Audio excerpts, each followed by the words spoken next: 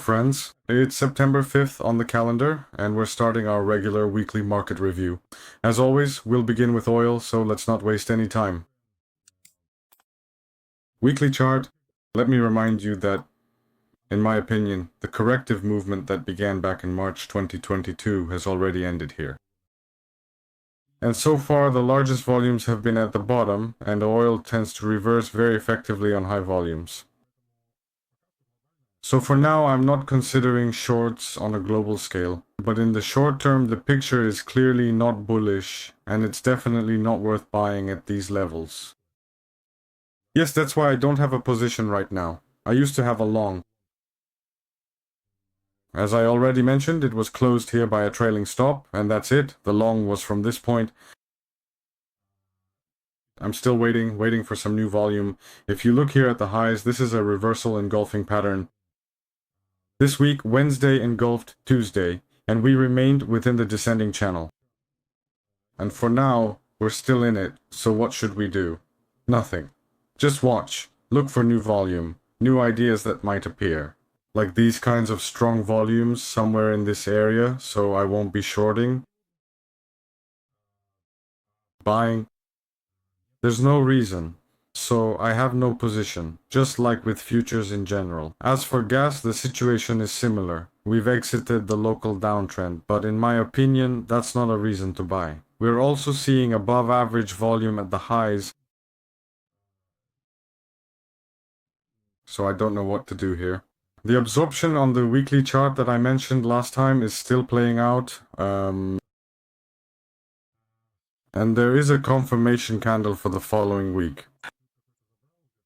I entered there, took a small profit, somewhere from 3, I'll add an order, the position is at break-even or a slight profit, and as for what happens next, we bounced up from 3.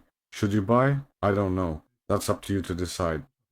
For now, I'm staying out. There are no new signals, no intraday entries, so I'm not trading gas. Now, about silver. Well, friends, there's a massive global divergence in silver. By the way, just to build some kind of alternative forecast, I even looked at quotes further back, went as far as 3 months. Look at this, what a beauty. If we consider silver, and suppose that the first wave started developing in January 2020, then silver still has a lot of room to grow. But on the other hand, since 1967, let's say since 1976, the lower boundary was 3.8, and the upper boundary was around 48. And all this time we've been in a sideways trend, kind of like MTS, right? And for most of the time, attention, for most of the period from 82 to 2005, that's what, 18 to 23 years? It stayed at the level of 3.8 to 8, that is between 4 and 8. The price was within that range. Now, volatility, yes, of course, there's volatility, but this level, the one around 40-something, 48, yes, it's extremely strong. And if you look far ahead, say 3 months or more, well, look at what could happen. But locally, it's still a resistance level. So, looking at 3 months, maybe that's a global trend. Possibly, I don't know yet. But even on the monthly charts, we've hit the upper boundary. It's definitely resistance, and from here, it's highly likely we'll bounce back, in my opinion. Let's switch to the weekly chart. Resistance, resistance, divergence, and so on. So what should you do here? Nothing again. Because you need to wait, let a reversal pattern form, let some volume appear. And after that... By the way, volumes are already starting to show up above average for the last 3-4 days. The fact that they're appearing near the highs is very good. But for now, this isn't a reversal pattern. Not yet. Not even on the intraday charts yet. Here, it's more likely to continue moving up than to short. It's not worth shorting. Gold. Well, the robots made a ton of money. Something like that. Over 20% or maybe 27%? I don't even remember exactly on common, you probably know. The medium-term gold strategy. It made a lot of money on this. I didn't because, for the same reason as before, the manual strategy doesn't involve chasing the market, and this is definitely about chasing. The manual strategy does involve, I'll show you when we get to the American market, how I act in my portfolio for medium and long-term positions. And I'll explain. Here too, there's a divergence, which means we could break upwards, and well, that possibility can't be ruled out. There was that for now. This is definitely a divergence, and a correction to the lower boundary should happen if the divergence persists. When, I don't know. Because for now there are no reversal patterns, it's still a long, and it could continue for a very long time. I don't know where, friends, because we've never seen prices like this before, so it's hard to predict. With Bitcoin, for example, I can make a forecast on the weekly chart because there are resistance levels, there are waves. You can estimate something, take a look at gold, but I don't see any of that here, so I won't say anything. So the euro dollar against the backdrop of gold and silver is also trying to break out of my correction channel where I was expecting a correction. By mid-September, the time is already running out, we're breaking upwards, and the correction just isn't happening. Let me remind you that I made money on that move in silver and in the euro dollar, but only on shorts, not on longs. I don't have any longs, neither in silver, nor in gold, nor in the euro dollar. So if this correction scenario doesn't play out, this picture right here, because this is also a divergence. Let me remind you, this is what I'm talking about. We've already seen waves of growth here, and all of this is classic. This just doesn't happen. In short, let's put it this way. A correction should take place. Usually it happens down to this minimum. Let's see how it goes. This time we'll watch together, but I'm sharing with you what I see and how I usually act, so there will be a reversal. I'll be shorting here again, and here there's a similar channel as with silver. Take a look. The lower boundary of the range, you can build it yourself and see. There was also a divergence there. Look how it played out to the lower boundary, then a double top, but it hasn't gone down yet. Anyway, I've seen a lot of this. I've observed it in the market. Here's another divergence. Right here. And as a rule, what happened was that everything would go down to the minimum. See, here's the minimum. We went straight down to this point, and in theory, the same thing should happen here. And of course, it's possible that we could reach another high, but of course, we don't know for sure. I don't know how much gold will keep rising, or how silver will diverge, but the probability of a correction happening is high. That's why my plan is this, but for this plan I need volumes, I need information, I need a lot more factors in order to... By the way, volumes are increasing, volumes are growing intraday. And we'll be watching for a return to the channel, this channel that I drew. I'll set an alert for entering this channel. Add a notification, entry into the channel when we return to the channel. If this happens today as well, that would be perfect.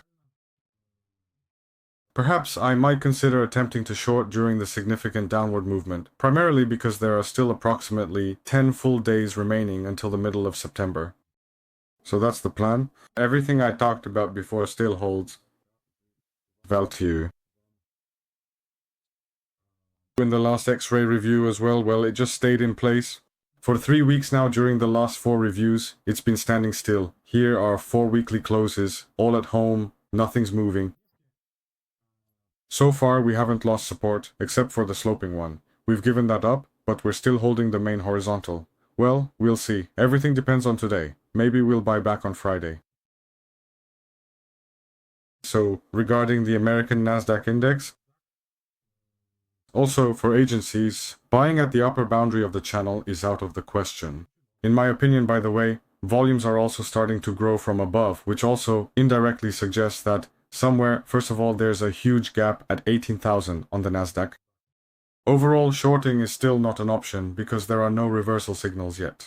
Today there was a new high updated with a gap, and the gap was closed on the American market. So we'll go over that a bit more today. So in the S&P it's the same picture, so we're not doing anything there either. The only thing is, in the S&P it hasn't broken out above the upper boundary like it has on the Nasdaq. Otherwise, as I drew here, it's close to the end in terms of timing. In terms of timing, everything is already finished, so we should be seeing a correction soon. So, just like with silver, gold, and the American indices, it's time to fall, but we're not falling yet. We're not rushing anywhere, we're just observing. I'm watching, waiting for a reversal, and I'll be shocked. There's been divergence here from the very beginning, and it's still ongoing. This whole movement, all of it, is just, well, not fake. There should be, in the very near future, some kind of significant 6,000 to 8% market correction, in my considered opinion, and then we will observe precisely what transpires next. When the overall picture becomes a bit more dynamic and truly starts to accelerate properly, in a classic and predictable fashion, that is precisely when it genuinely happens. Now, as for Bitcoin, it's quite hard for me to add anything new or significant here about Bitcoin. The previous review was detailed, so please watch it if you're interested. It's titled just like that. The video is a detailed review of Bitcoin and the double top and then down. And somewhere around here, even if you don't consider the double top, there's also a divergence and it's still ongoing. From here, and it's even gotten stronger here. So basically, nothing changes with the correction, nothing to worry about, friends, absolutely nothing at all. I have 4 robots running long positions on crypto. That is, it buys from the bottom. It's a grid bot in a sideways market. You can call it that as it's called Maxim. It's called Bybit. There's a link to Bybit in the description. So far it's making money every day. There's also statistics about it in the AutoFollow Telegram channel. Well, so far everything looks good there. 3 robots, 3 coins are set to long. They're trading in a sideways market with a focus on long. And 2 coins are set to short. I've had Bitcoin set to short for quite a while now. And right now, Bendy is also doing really well, and he launched this website. In my opinion, Bendy is also in divergence. Just look at how it looks. Roughly speaking, a divergence occurs, then we go down to the minimum of that divergence. Here we turn on the robot for long, trade long, a new divergence happens, we turn it on, found it. And there are also a bunch of additional ways to determine exactly where to enter long and short positions on the daily chart using volumes. Here, there's the same kind of divergence. In my opinion, BNB is heading somewhere into the range. So, the target for this minimum is at 730. This is not a recommendation to short, although if you know how to manage risks and make decisions independently, you can use this method. For example, I have AVAX set to go long in a sideways range. It's working great, making profits there, as well as with many other coins. So, if you want to become part of this and replicate these moves, earning profits in sideways markets and with targets in both directions, and if my forecast resonates with you. And those coins that are positioned in certain directions, welcome. Bybit calls it Matrix. Now I'm ready to quickly go over some assets where I see interesting short or long positions. So mine, one of them closed in profit, the sell with the phased entries you all remember, in a small one. By the way, you can enter again. There's a powerful volume and by the way, I talked about this minimum last time too, that we could come down here and so on. But there should be one more maximum, then an ABC pattern. I explained all of this. So that's that. The shorts closed as well. Mine. Thank God.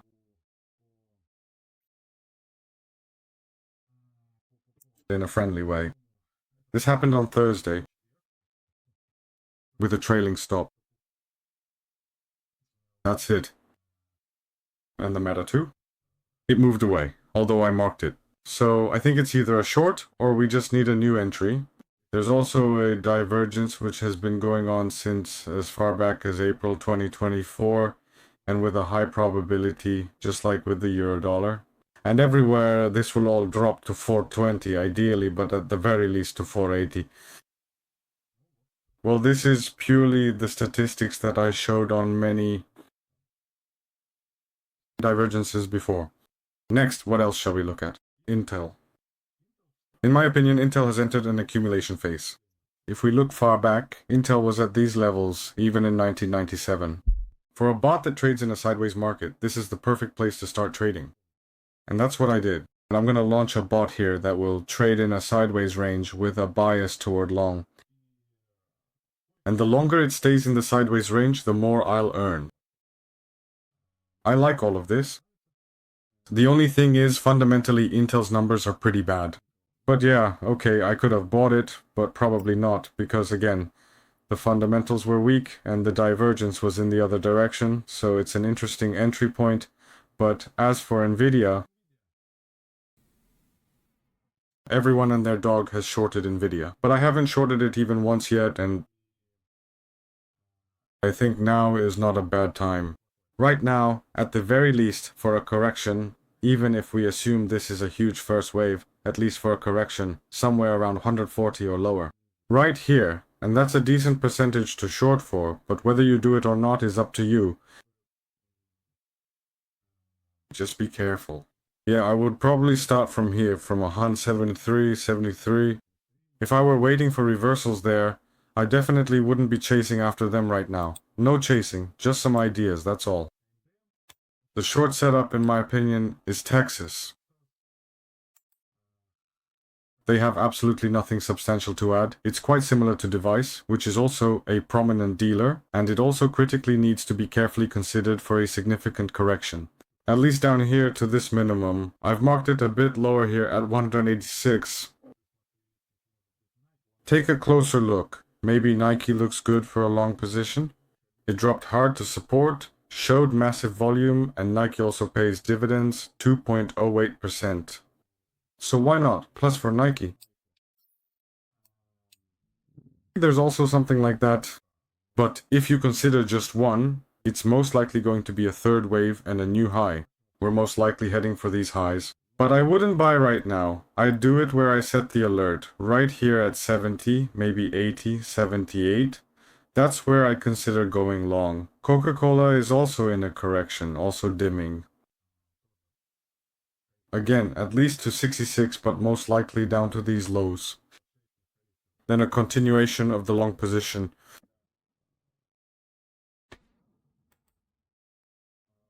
You could also take a hedge position, go long on Pepsi and short on Coca-Cola like he does. You can share your thoughts on this idea in the comments as well. Or as before, the bullish trend remains intact. I have a long-term position, we dropped here, or maybe even here. You'd have to check the reviews, but definitely somewhere around these levels.